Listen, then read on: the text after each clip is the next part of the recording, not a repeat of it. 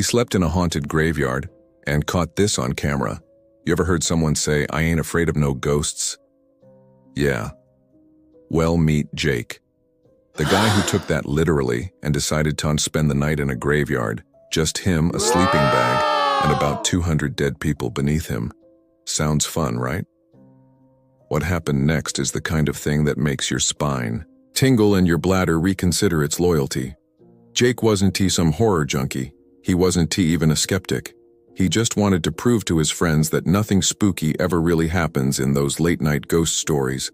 So he packed up his gear, hit record on his camera, and laid down right next to a weather-worn tombstone from 1883, because apparently Jake skipped the part in school where they teach you not to tempt the dead. First 20 minutes. Nothing, just crickets, rustling leaves, the occasional owl hoot. Jake even cracked a joke about how peaceful it was. Big mistake. If this were a horror movie, this would be the moment the audience screams, "Don T. jinx it," but it is not a movie. It is worse, it is real life. At exactly 2:47 a.m., his camera picks up a whisper. Not wind, not insects.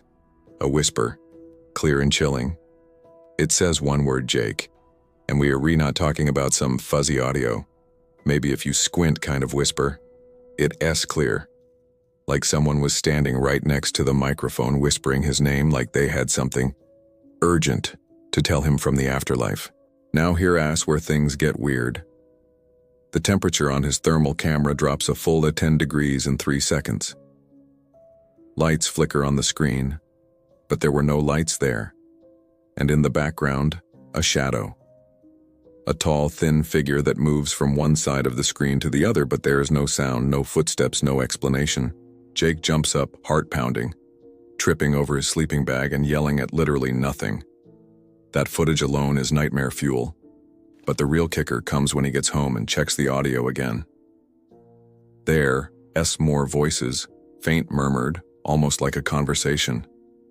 But not in English, it is old Latin, and Jake doesn't speak Latin. So yeah, either ghosts are multilingual or Jake stumbled onto something ancient and seriously disturbed. At the end of it all, Jake swore never to go back. Not to that cemetery, not to any cemetery. And honestly, who can blame him?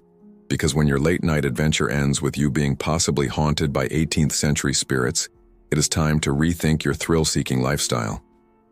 So if you ever get the bright idea to challenge the spirit world, think twice, or at least bring holy water, a flashlight, and a camera. Because if you're going down, you might as well get it on film. And hey, if this story creeped you out even just a little, don't forget to hit that like button and subscribe to the channel for more insane real-life horror encounters. Turn on notifications so you never miss a story that'll keep you up at night.